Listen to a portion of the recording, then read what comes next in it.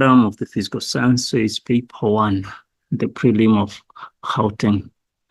Okay, so we have 10 questions that we shall be looking at. So question number 1, they're telling us if we have an air bubble in a tank that is rising vertically at a constant velocity.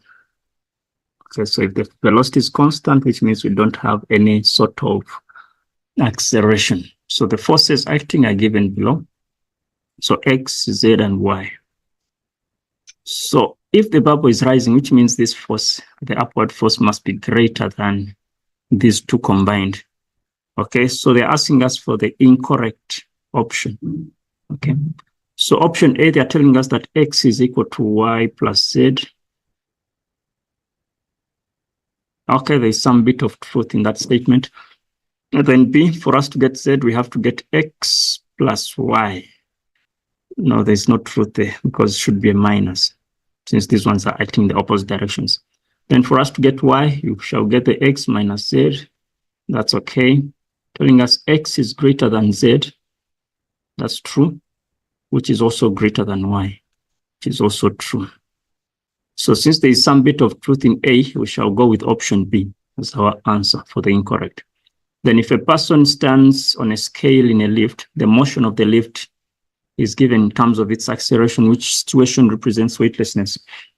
And so we know that weightlessness is a scenario whereby an object or a person feels like a free body, where the only force that is acting on that object is the acceleration due to gravity. And we know that acceleration due to gravity will always act downwards, and the value is 9,8. So option A is off. Okay. We know that at a constant speed, the acceleration is a 0, but now the acceleration will always be 9,8 downwards. So I'm going to go with option C, whereby the acceleration, the downward acceleration will be 9,8 meters per second squared. Then 1.3, if a golf ball falls vertically downwards from rest in air and bounces back to the same height from which it was dropped. Okay. Which of the following scenarios are correct? So the first option you have is it experiences a maximum speed at the minimum height.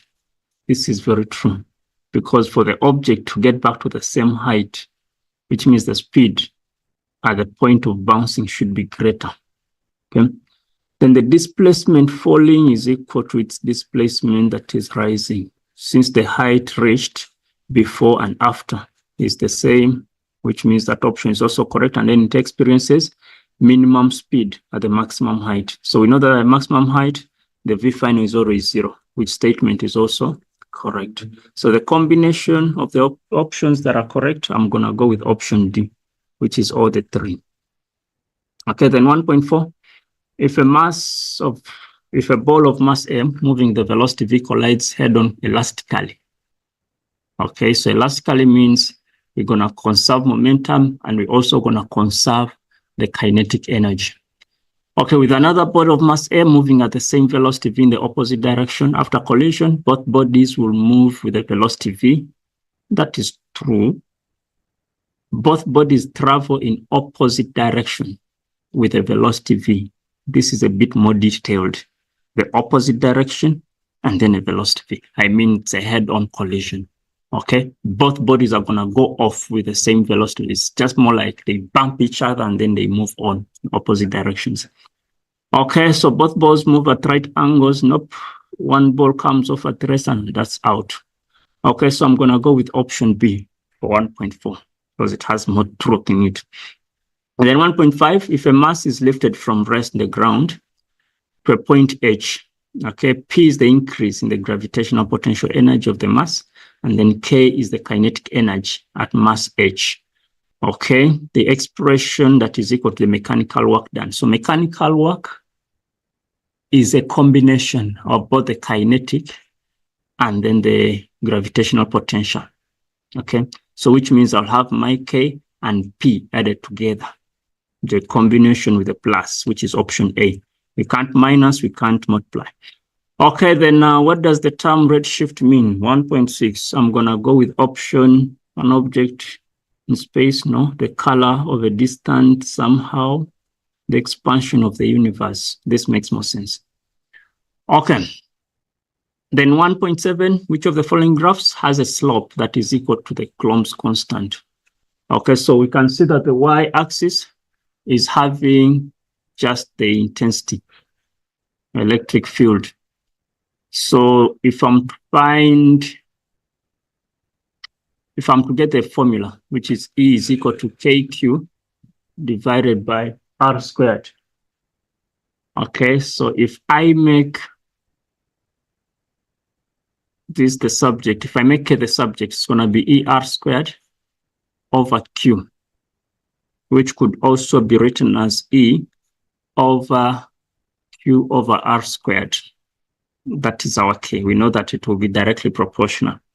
Okay, so all the graphs, like the shape is fine, but now what we need to check is basically the variables.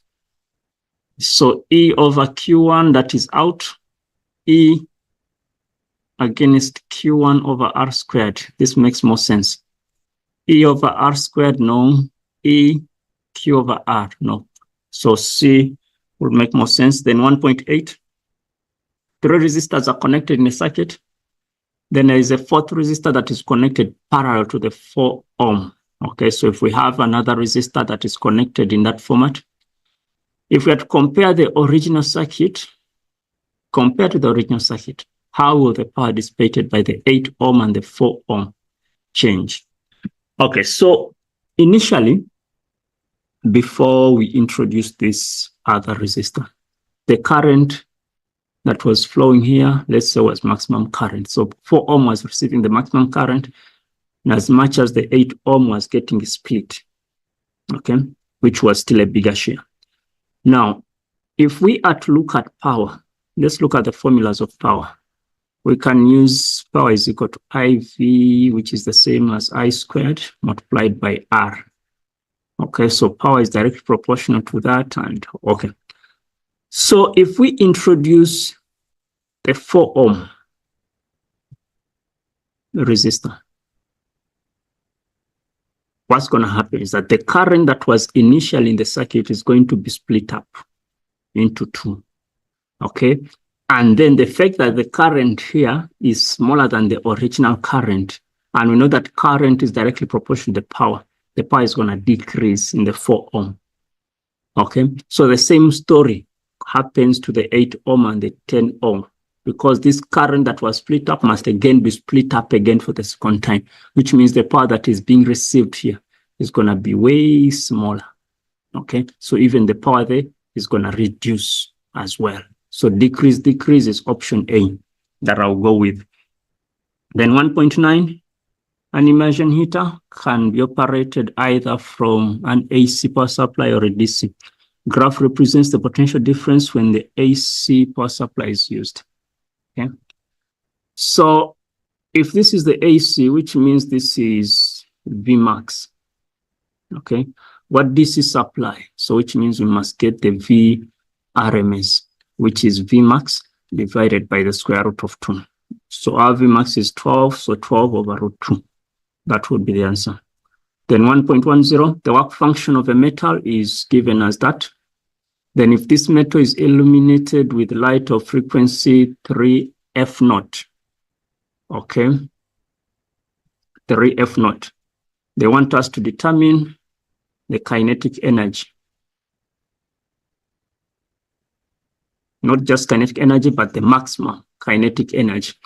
Okay, so we know from our formula page, okay, that E must be given as W0 plus EK max. Now we want the EK max. So our EK max should be the same as the energy minus the work function. But this energy is given as the HF, but we know that the F is 3F0. So which means this is going to be 3HF0 minus the work function, which is just HF0. Subtract that, we get twice HF0, which is option B that I'm taking. All right, then question 2, they want us to determine, a toy train of mass 2 kilograms. Okay, we have 2 kilograms there. And then there's a mass of 1 kilogram. are attached to one extensible string. The car train system is pulled through a rough slope at a constant velocity by a rope. That's T2 acting on the rope at 10 degrees. Okay. Then explain the term net force or resultant force. So we know that this is basically a single force. Okay, it's a single force that has the same effect. That has the same effect as all the individual forces. As all the individual forces that are acting on an object. So it's just one single vector force that has the same effect as all the forces that will be acting on that object. Then 2.2, they want us to draw a free body diagram of the toy train for 5 marks. So 5 marks will be like 5 forces, okay? So I'm gonna have this at an angle, which is a T2. Then I'm gonna have my FG parallel.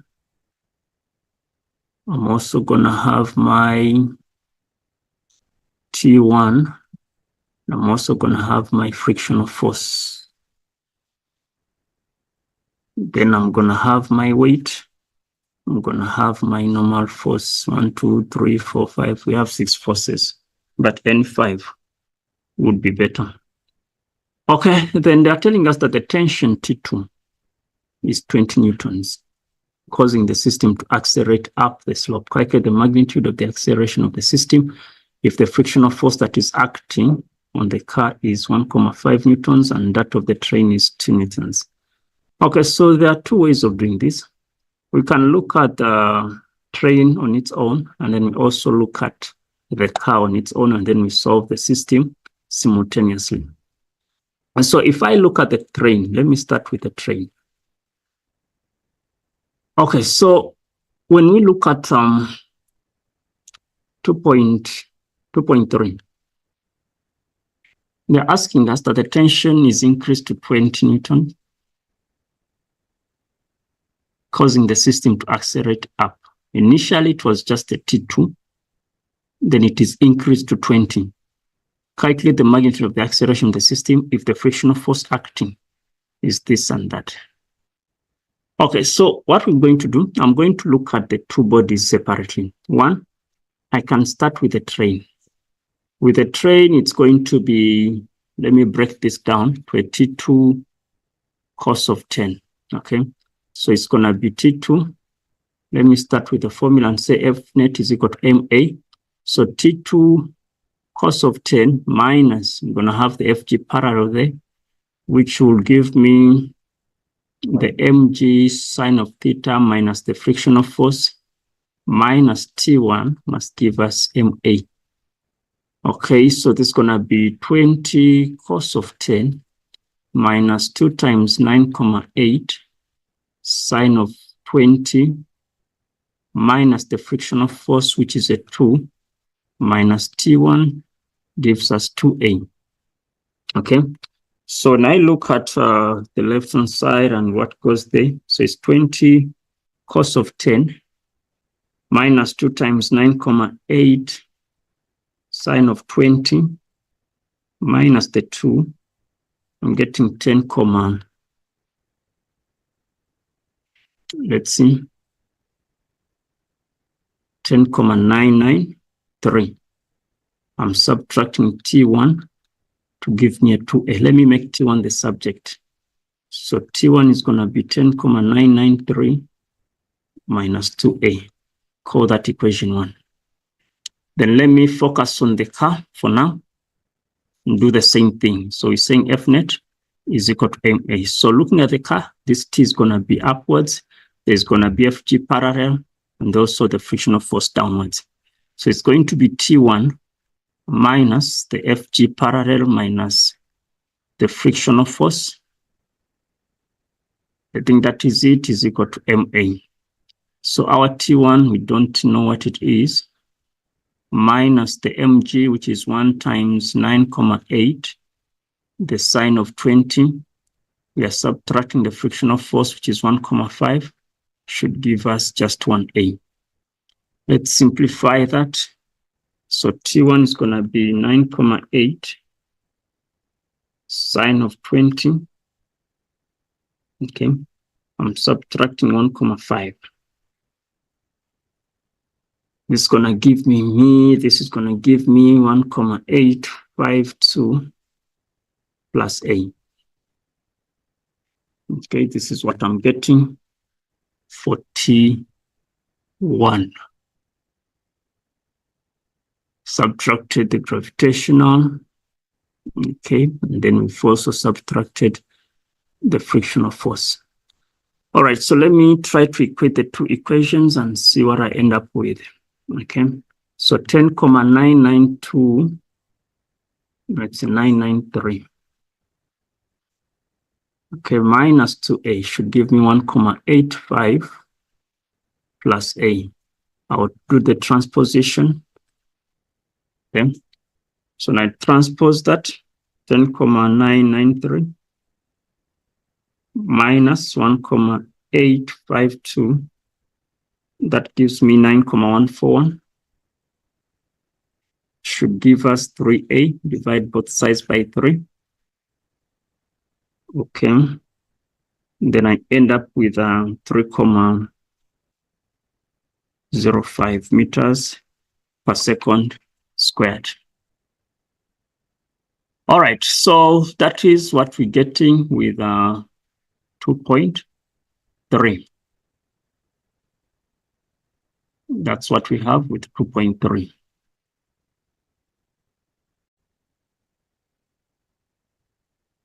Okay, so that is what I get if I use this approach, okay? But then if somebody uses the combined systems approach, I'm gonna get a different answer. I don't know why it gets to that. Okay? So if I look at the T2, which is 20 cos of 10 minus the combined gravitational forces, which is going to be 3 times 9,8 sine of 20 minus the combined frictional forces, which is a 3,5. This should give us the combined mass, which is 2 plus 1, which is 3A. If I use the combined everything. Okay, this gives me 6,1407 is equal to 3A. Divide both sides by 3. That gives me 2, something. So A is 2,05 meters per second squared. I don't know. That's what I'm getting. So 2.4, they're telling us that halfway up the slope, the string in T1 breaks and the car rolls down the slope.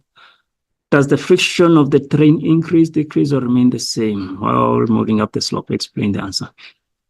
Now, the fact that T2 is still constant, okay? The fact that T2 is still constant and it's pulling, this entire section is going off, which means the frictional force that is trying to pull the train downwards is going to decrease. Okay, so my option or my take will be decrease. Okay, so snapping of T1 will decrease the forces that act on the train down the slope.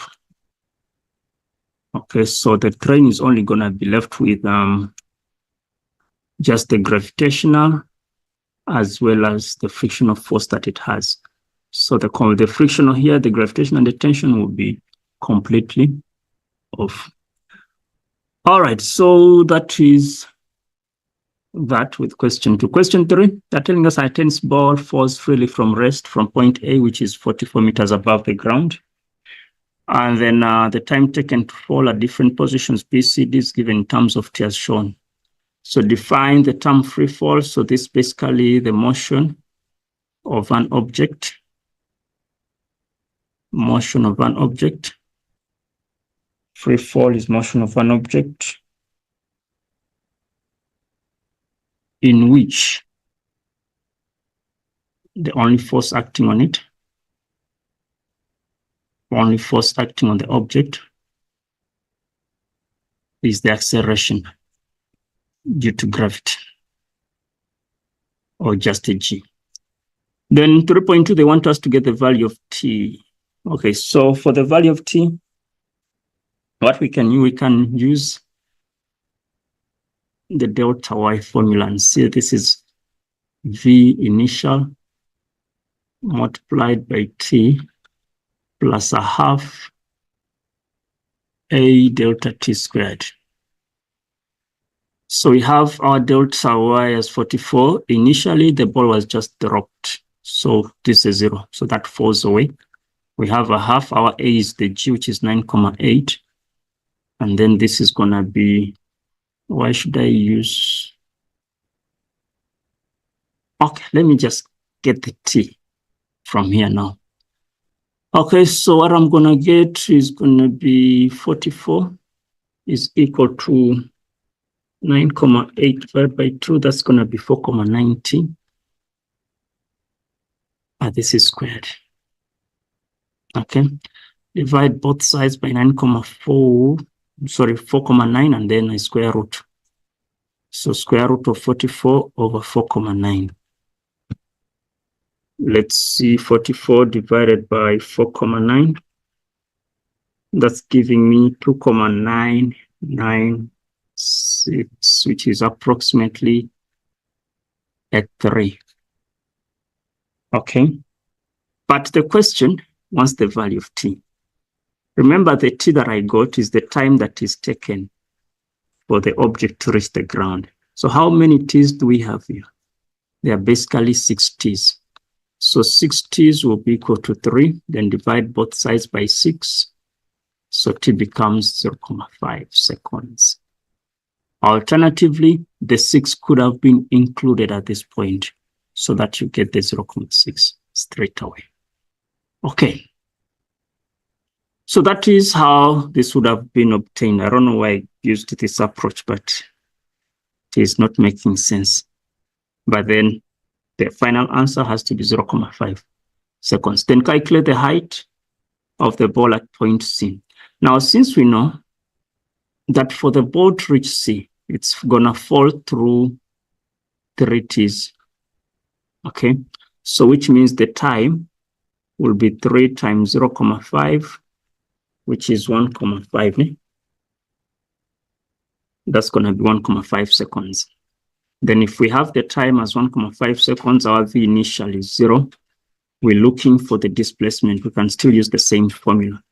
So delta y is equal to vi delta t plus a half a delta t squared. So this initial will die out, and then we shall be left with just a half times 9,8 multiplied by, we're saying this is 1.5 squared. Okay, so 1.5 squared, what are we going to get there? So 0.5 times 9,8 multiplied by 1.5 squared. So that gives me 11,03. Okay, so that is the distance from there. But then the distance or the height at C, we're going to get the 44, and then we subtract the 11,03. So we're saying 44 minus 11,03. So I'm ending up with a 32,97 meters above the ground. That is my answer. If there's anybody with a different answer, please just feel free to, to put it under the comment section so that that can be sorted out. All right, so that is that. Then 3.4, they want us that if after the first bounce, the ball reaches point C, sketch the position time graph. Okay, show the following, the time values at D and C, just in terms of T. Okay, not in the actual values. They want the heights of A and C. Okay, so what I'm going to do, what I'll do there, what's happening?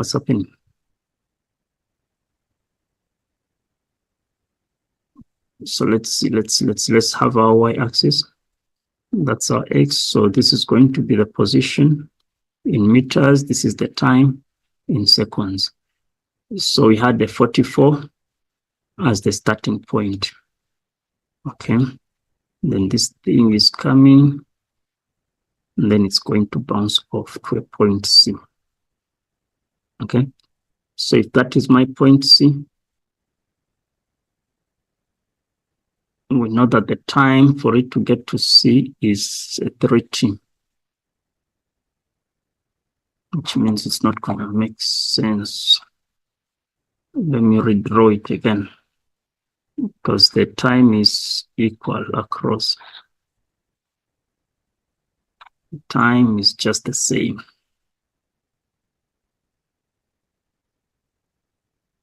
Okay, so from here, saying that, and then it bounces off. So if this is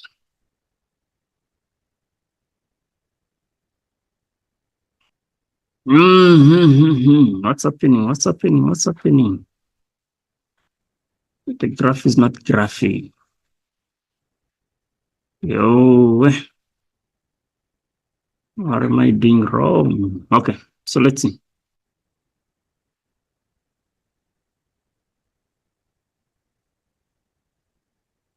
Okay.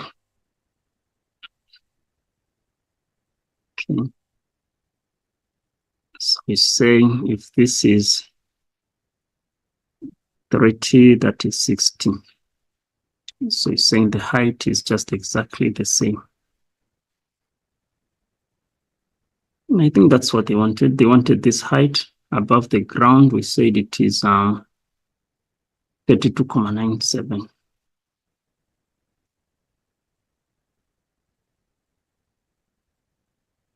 Oh, Lord, what's going on? Okay, so that is what we would have done with the 32.97.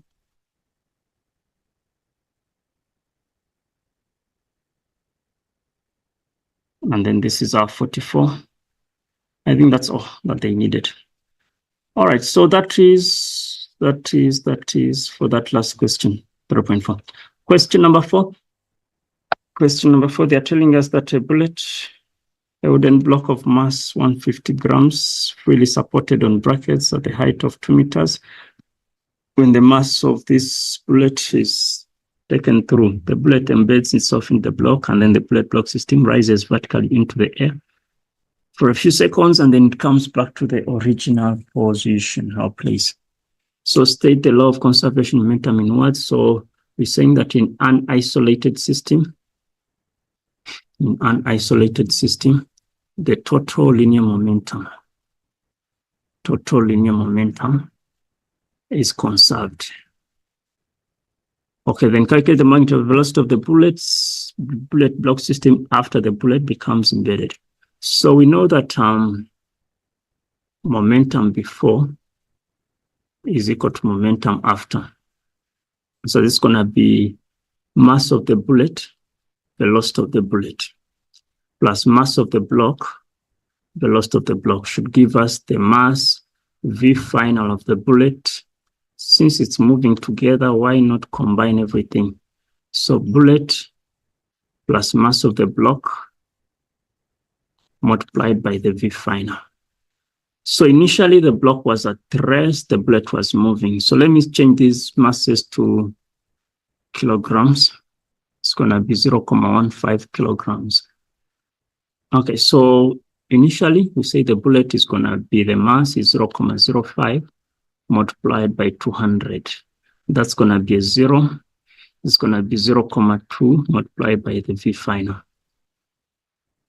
So 0.05 times 200, that's a 10, is equal to 0.2 V final. Divide both sides by 0.2.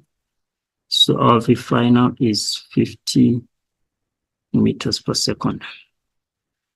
Then 4.3 is the collision between the bullet and the block, elastic or inelastic, explained by using calculations to justify. So whether it's elastic or inelastic, we know that momentum will be conserved. So the only distinction between elastic and inelastic will be the kinetic energy. Okay. So let me look for the EK before and then the EK after.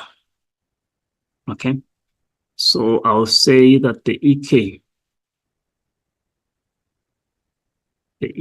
before, my markers were U. There we go.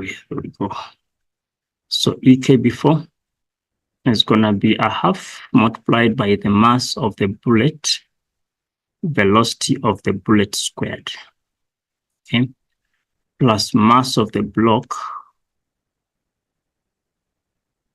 times velocity squared of the block. So since the velocity of the block is a 0, so I'll just focus on the bullet, okay? So that's a half times 0.05 multiplied by 200 squared, okay? So 0.5, 0.05 times 200 squared. That gives me 1,000. Is that true? This is 1,000 joules. Please just confirm. Just confirm. Is a half the mass of the bullet? Okay, and then the velocity squared. I think it's fine. Then let's look for the EK after. So it's going to be a half the combined mass, the bullet, and then the block times the V squared, which is the 50. So that's a half multiplied by 0.2 multiplied by 50 squared. Okay, so half times 0.2 times 50 squared. This gives me 250 joules. Now we can see that the energies are different. So we're gonna say that it's inelastic because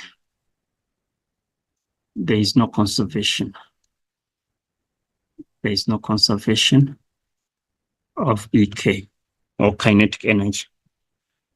Okay, or just say it's inelastic because kinetic energy is not conserved. Then 4.4, I'm saying 4.4 is on a different occasion, the bullet is fired closer to the wooden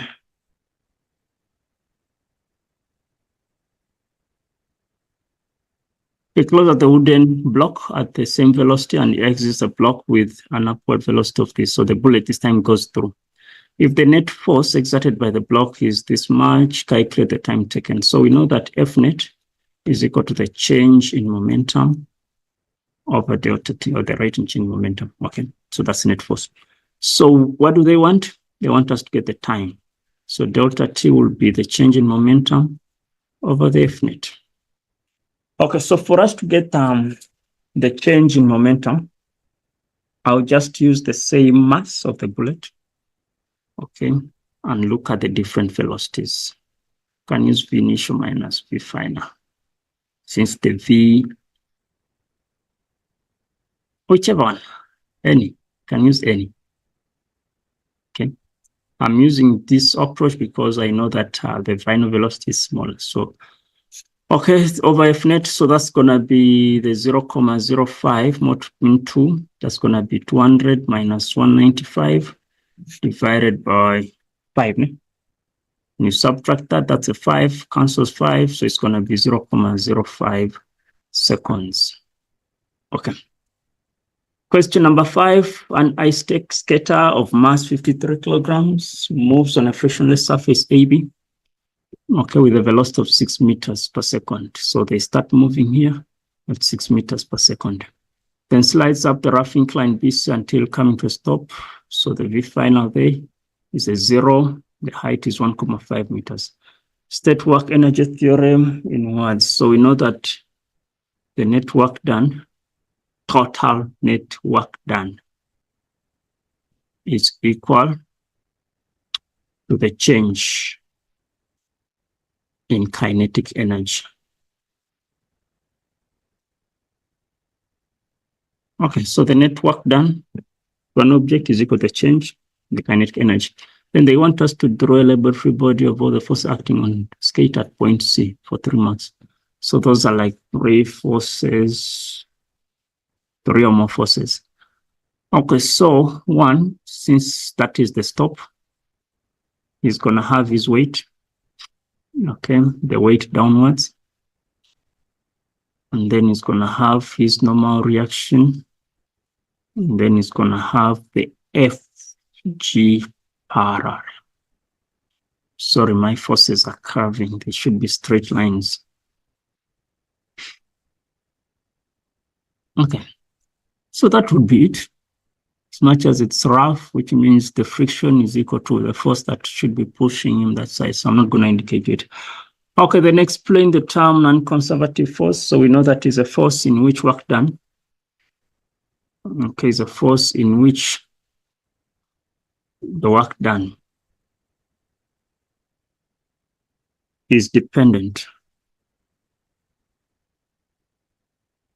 on the path that is taken. Okay, then they want us to calculate the angle theta, which is the slope skate experiences, a frictional force of 20 newtons while skating up. Okay, so if he's skating up, what will be the angle theta? So I looked at this question, and for 6 marks, there was a quicker approach for me that was giving me the same answers, probably what the examiner wanted in mind. Okay? So we shall start with, let's say, the long approach. The work net, W net, should be equal to, you can say, change in kinetic energy.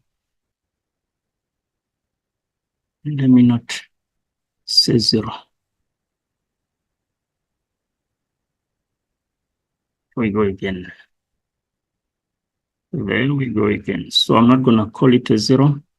Let me just say change in the EK. Okay, so we have work done that is from different forces, okay? We have the frictional force and then the FG parallel.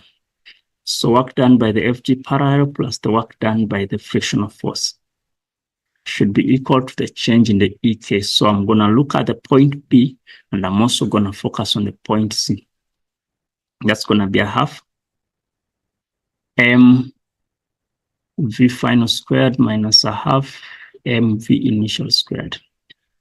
Okay, so the work done by the gravitational force is going to be mass multiplied by the displacement, which is BC, plus the work done by the frictional force multiplied by the displacement BC should give me a half mvf squared minus a half mvi squared. So we know that the mass is 53 times 9,8, the sine of theta multiplied by BC, plus, remember we don't have theta, okay.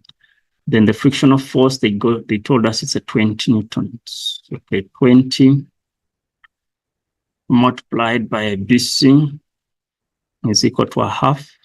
The mass is 53. What is my V final? That is a 0 minus, I'll say 0 squared. I'm subtracting the V initial, which is 6 squared. Okay.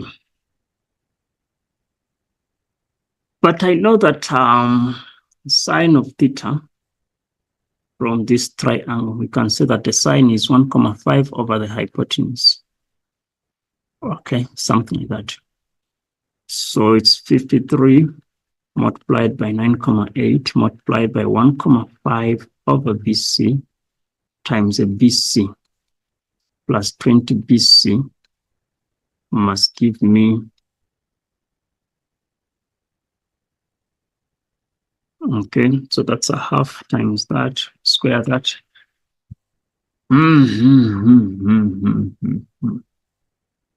I get a negative answer, which I'm not interested in. Okay, I'm going to take the positive part of it and see I'm having 9. It's going to be 954.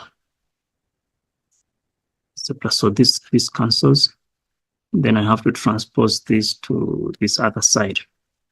So 53 times 9,8 times 1,5 gives me 779,1 plus 20 BC is equal to 954. Let's move the 77 that side.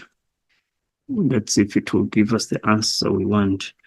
954 minus 779.1, which gives me 174.9. Okay, 174.9, divide both sides by 20, which means my BC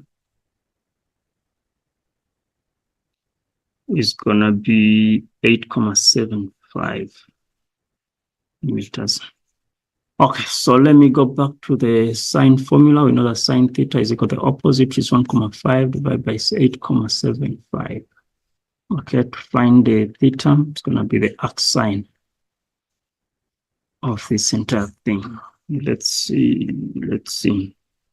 So 1.5 over 8.75. This gives me 9.87 degrees or 9.9 degrees. Okay, so that is what I'm getting for question 5.4. If there are any differences or variations, please feel free to. Okay, an observer with a detector that is standing on the side of the road records the frequency of a police siren that is moving in a straight line on 2 separate occasions. The police car moves at a constant speed on both occasions. The results are shown below, graph A and graph B. So in graph A, the recording was 1.1. Okay. And then in graph B, the recording was below the observed, which is 900. Okay, this is above and then that's below. So state Doppler effect in words. So we know that Doppler effect is the change. Okay. Is the change in the observed frequency. The change in the observed frequency. The observed frequency that is relative to the frequency of the sound source, because the sound source and the observer are moving in relative motion or in relative motion. Okay, then which graph AB shows the police car that is moving away? So if the police car is moving away, then the frequency must be low, which is graph B. Then we can say that the frequency is less than the observed. No, the observed frequency is less than the emitted frequency. So F0 is what is being emitted from the source. Then calculate the speed of the police car. We take 340 to be the sound speed. Okay, so what we're gonna do is gonna be more like a long question. Okay, so we know that Doppler. Let's go back to the formula. Doppler, where are you?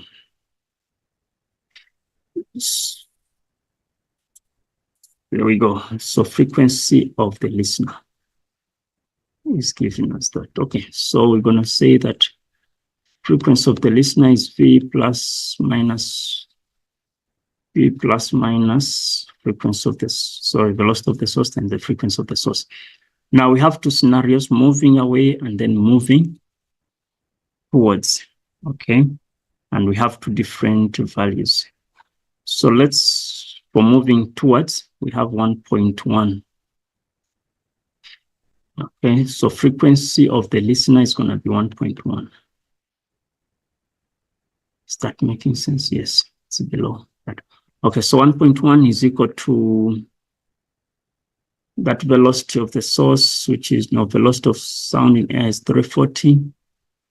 That's going to be a plus. Velocity of the listener, which is a 0, over 340 minus Vs multiplied by what I don't know. Okay, let's cross multiply. So 1.1 into 340 minus Vs is equal to, now let me divide. It gives me f of s. Okay, and then when it's moving away, it's going to be 900 is equal to 340 minus 0 over 340 plus VFS, no, Vs times Fs. Cross multiply, I'll have 900 into 340 plus Vs over 340 is equal to Fs. Let me equate the two equations. Okay, I'm saying we're equating the two equations.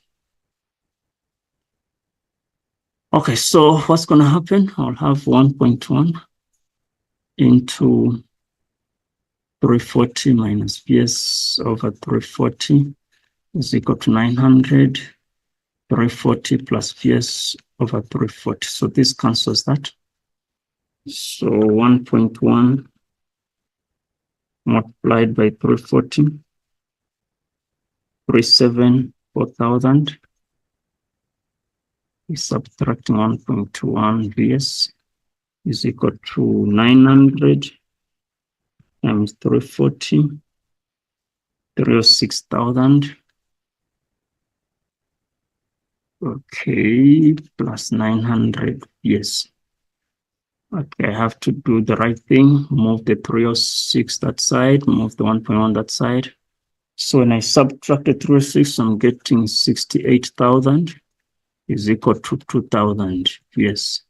Divide both sides by 2,000.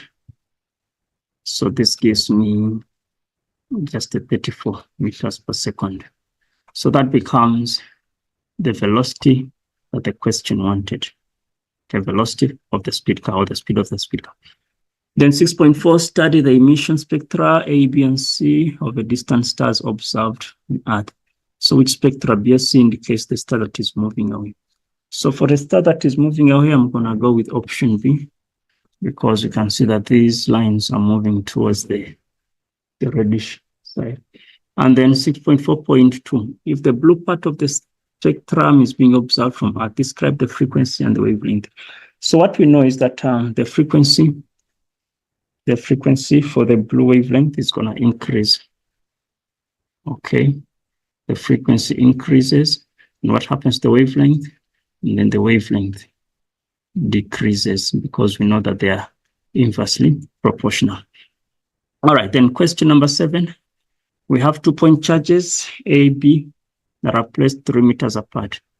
The charge on A is 6 times 10 that, and then the charge of B is that.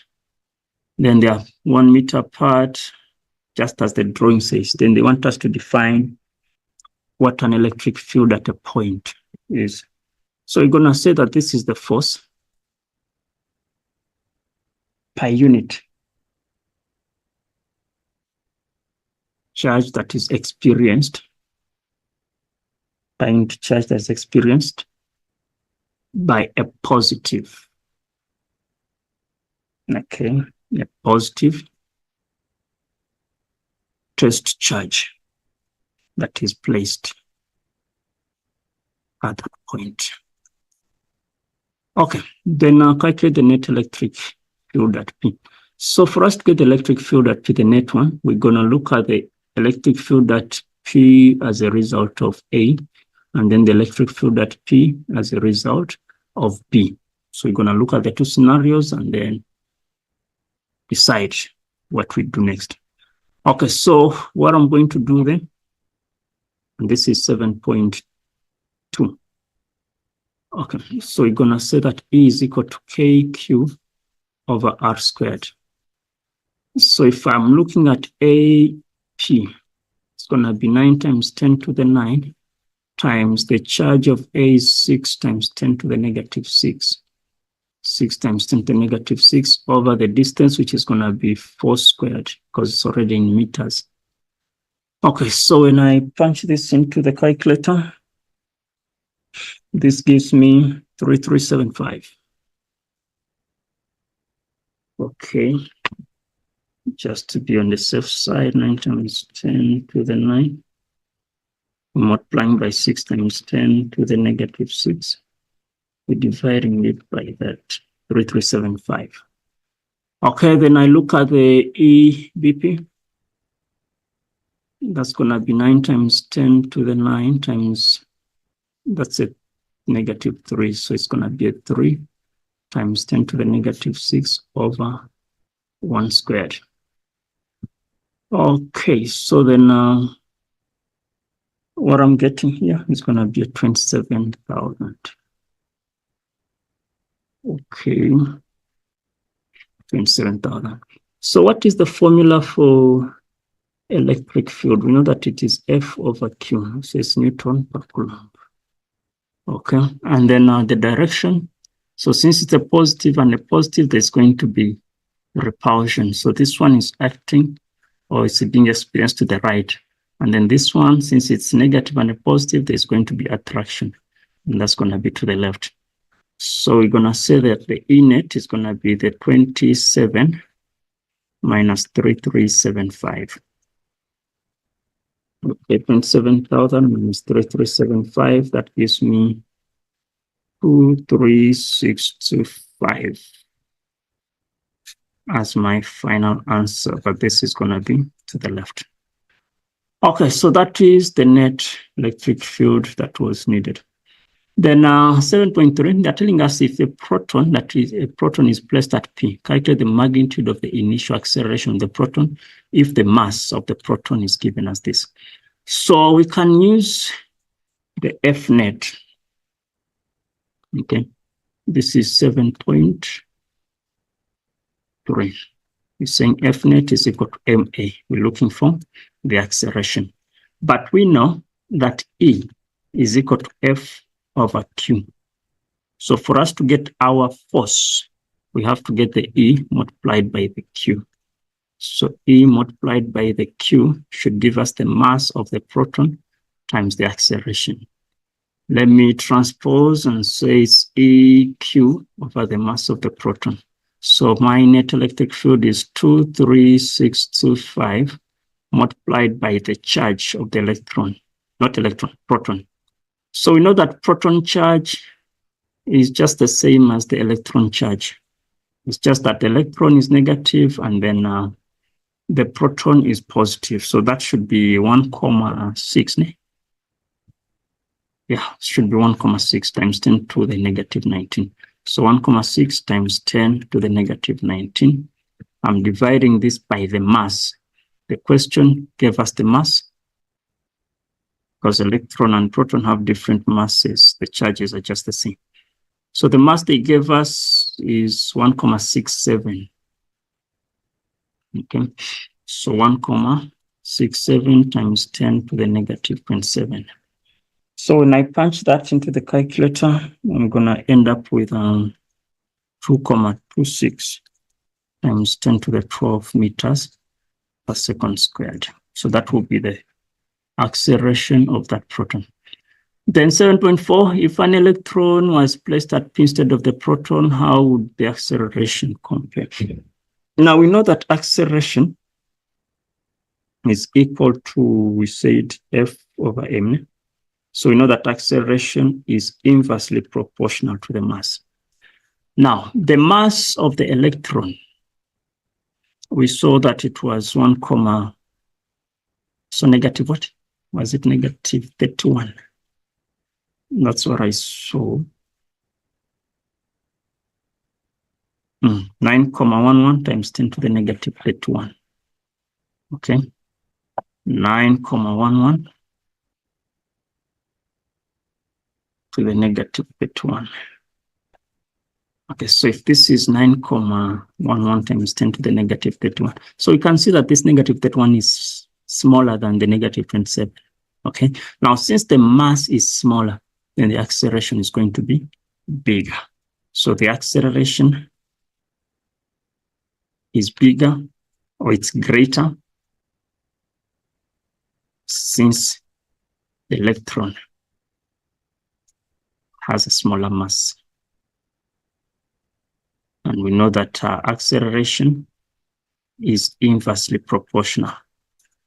So it's inversely proportional to the mass. So that would be the kind of explanation needed. Okay, question number 8. We have a battery, okay, with an unknown EMF and an internal resistance of 1 ohm connected to resistors, light bulb, and all of that. The 4 ohm is a bulb, and then 3 resistors, 2R, R, and then 6R. So define the term EMF. So EMF is basically the energy that we know that is electromotive force. So the amount of energy that is needed to move a charge, one electron charge, across the circuit.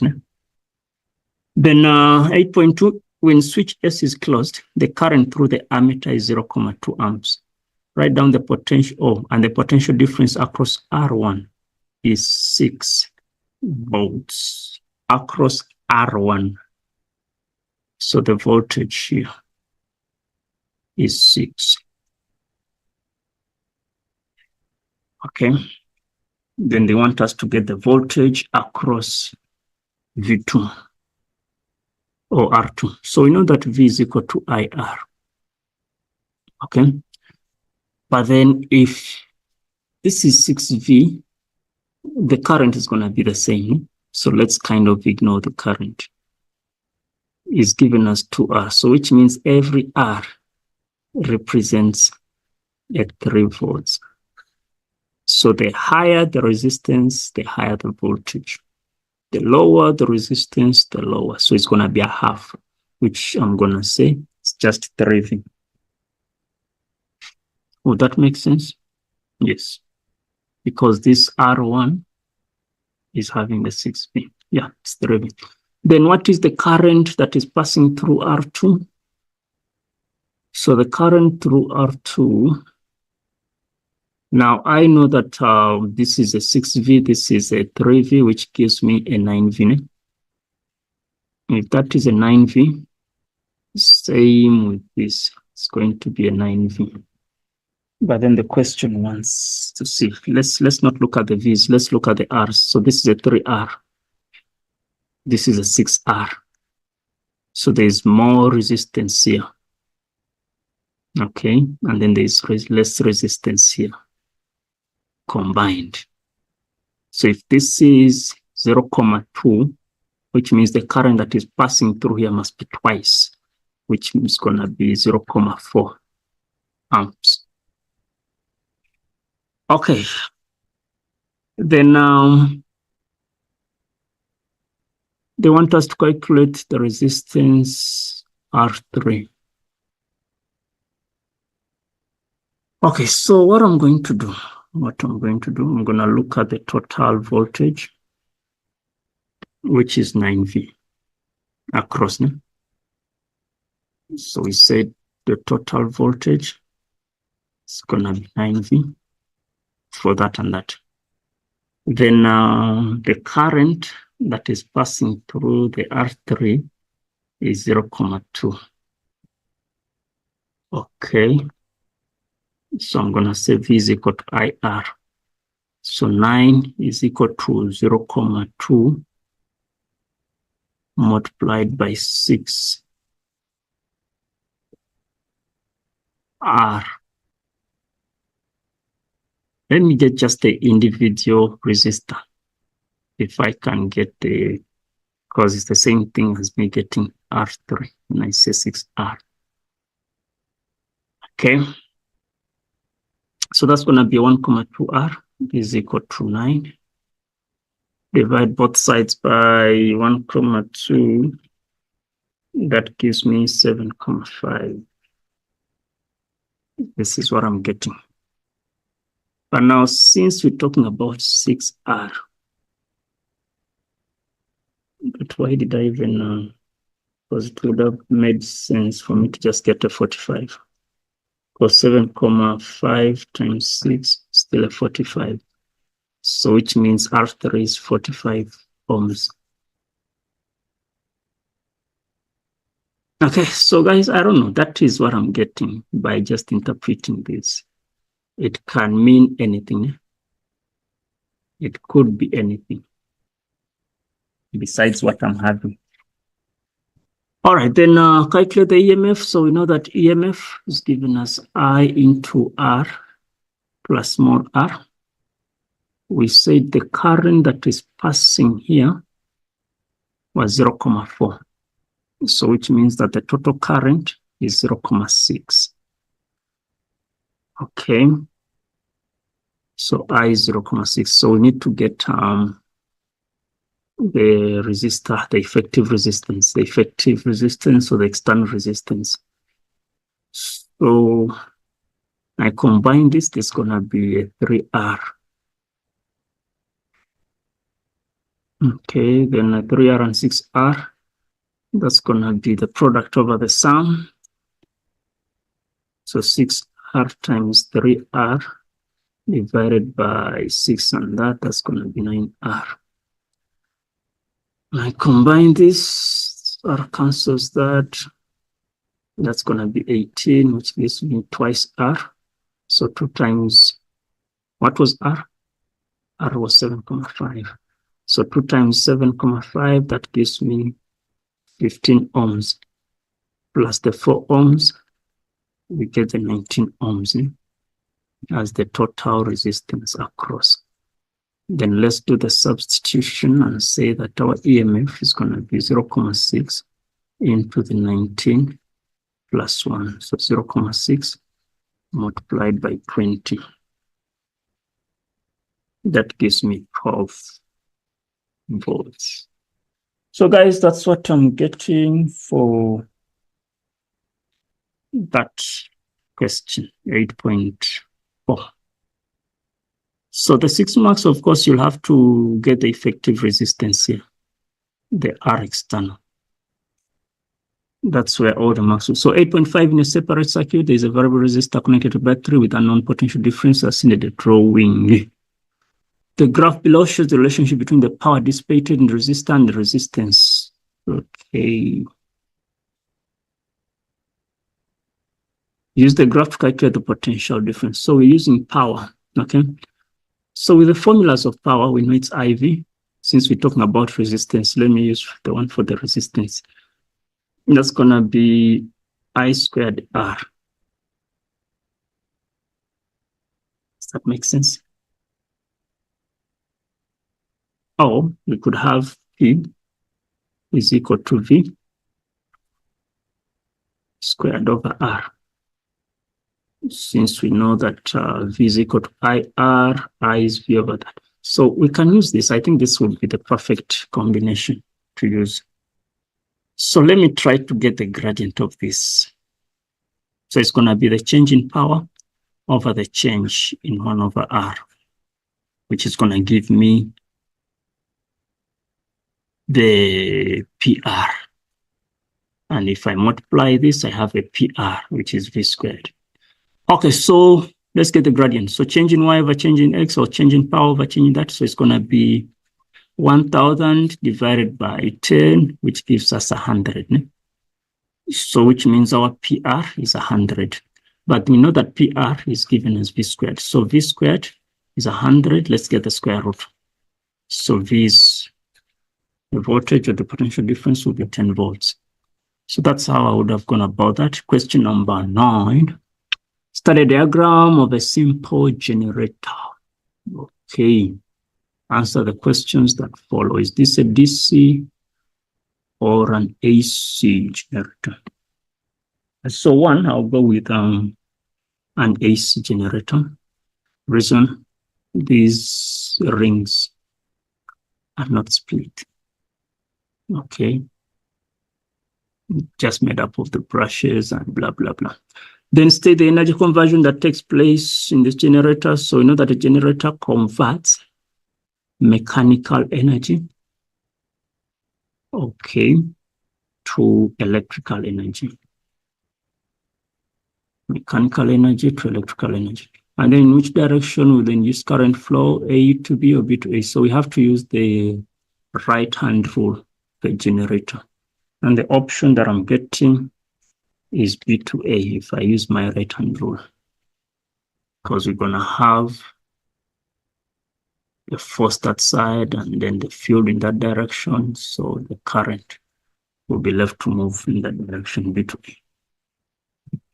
Then we have diagram that shows the EMF or one complete cycle. Calculate the resistance of the load if the IRMS is that.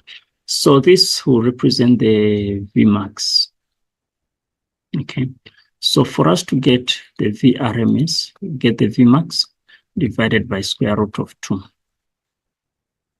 But since we're looking for resistance, V is equal to IR. So resistance is just going to be VRMS divided by the IRMS. So 150 over square root of 2, that is giving me 106,066. Ne? So 106,066. I'm dividing it by 4,55. Okay. That gives me 23,31 ohms. The 9.5, that load is now replaced with a bulb that is having a power consumption of 400. And then in 3 minutes, they want us to get the energy. So energy is going to be power times time. Ne? So it's going to be 400 multiplied by the 3 minutes times the 60. So this gives me 72,000 joules or 72 kilojoules. Then the speed of the rotation of the coil is now doubled. Can we redraw? Now from grade 11, you know that induced EMF is directly proportional to the number of turns. So when you increase the turns, even the EMF will increase. So the graph should be starting from the same point, having the turning point at the same value,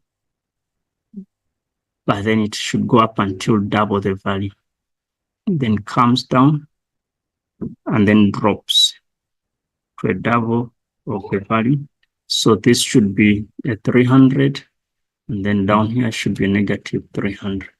So in other words, the graph should be 2 times bigger. Then with what factor will the energy emitted change if the speed of the rotation is doubled or 2 times? So still, the energy or the EMF is directly proportional to the angular velocity of the coil. Okay, sometimes we can say EMF is directly proportional to the V. Now, if the V is doubled, it's moving 2 times faster. So the factor is going to be 2. Okay, and then the explanation for that, we can say that the induced EMF is directly proportional to the rate of rotation, the speed of rotation. Okay, so that is question 9. Then question 10, in an experiment, we have different light sources that are shown on the surface of some unknown metal. Then explain what work function is. So we know that work function is basically the minimum amount of energy. Minimum amount of energy that is needed or required to remove an electron. An electron from a metal surface. Okay. Then if electrons with maximum kinetic energy of this much are emitted from a metal surface with ultraviolet with this frequency, calculate the work function of the metal. So we know that E, okay, saying E should be the work function plus EK max. But our E is given as HF. This is going to be, what are we looking for? The work function, okay. And then EK max, okay. So our H is a constant, Planck's constant. which is 6,63 times 10 to the negative 34. Now the frequency of radiation we have is 6,3 times 10 to the 14. 6,3 times 10 to the 14 should give us W naught plus the energy they told us is 1,2 times 10 to the negative 19. So we just have to transpose this and move it that side.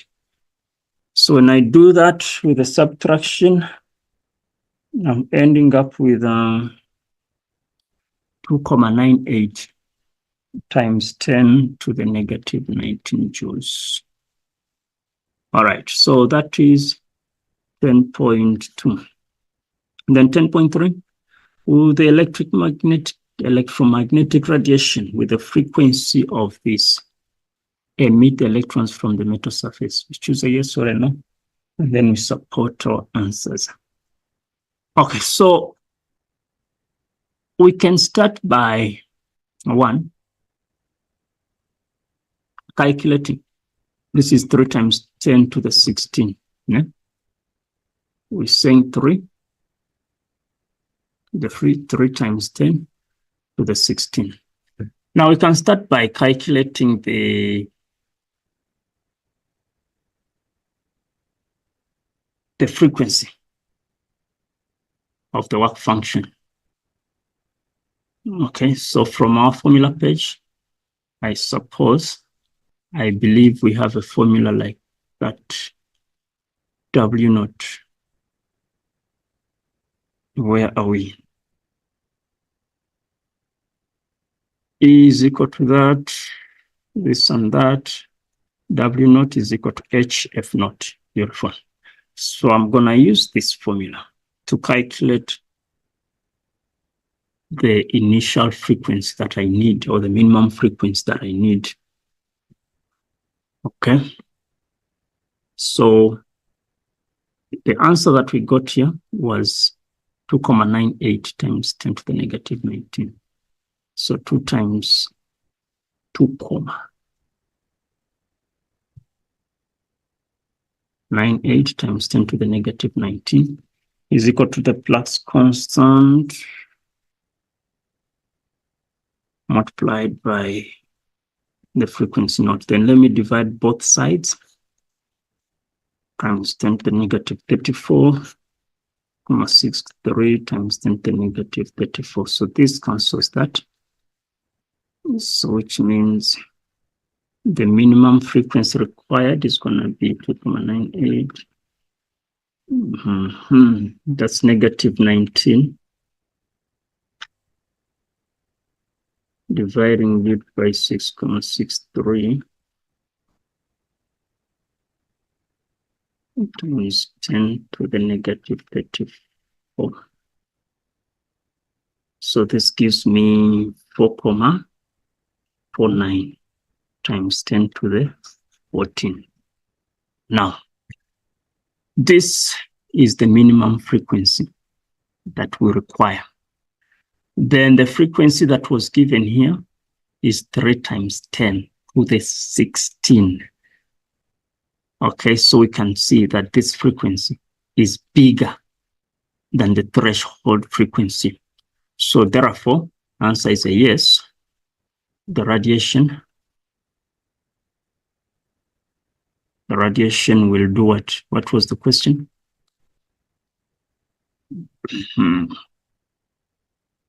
Question was asking us, would the radiation be able to remove an electron?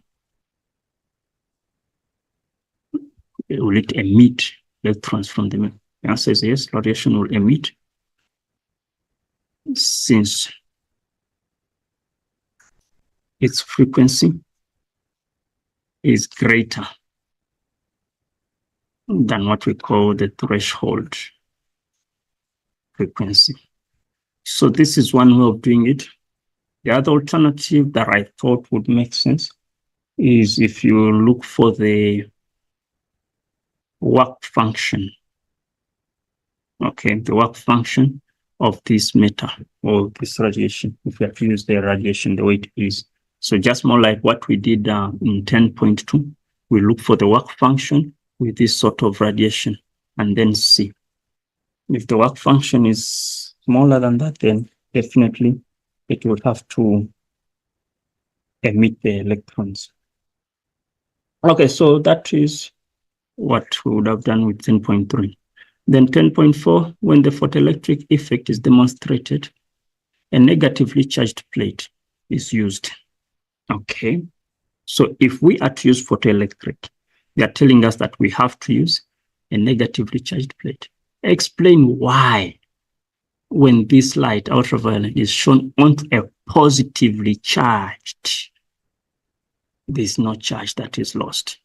So what we can see is that, number one, we don't have electrons here that need to be emitted or need to be taken off.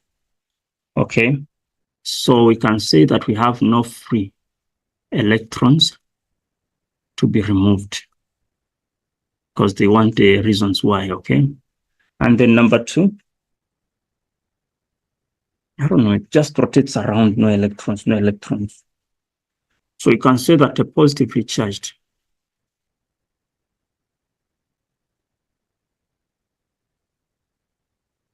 lacks electrons. And then we can say that ultraviolet or electrons can only be removed from a neutral surface, a surface that is neutral or negatively charged. But in this case, none of that applies. So these could be some of the reasons for 10.4. So guys, that's that. I'll stop there. And then I wish you guys all the best in your paper too. I sign out. Hello, welcome to this episode where we shall be looking at the proposed memorandum of the physical sciences, paper 1, the prelim of GAUTENG. Okay, so we have 10 questions that we shall be looking at. So question number 1, they're telling us if we have an air bubble in a tank that is rising vertically at a constant velocity. Okay, so if the velocity is constant, which means we don't have any sort of acceleration. So the forces acting are given below. So X, Z, and Y.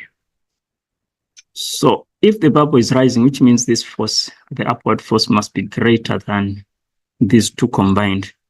Okay, so they're asking us for the incorrect option. Okay, so option A, they're telling us that X is equal to Y plus Z. Okay, there's some bit of truth in that statement. And then B, for us to get Z, we have to get X plus Y.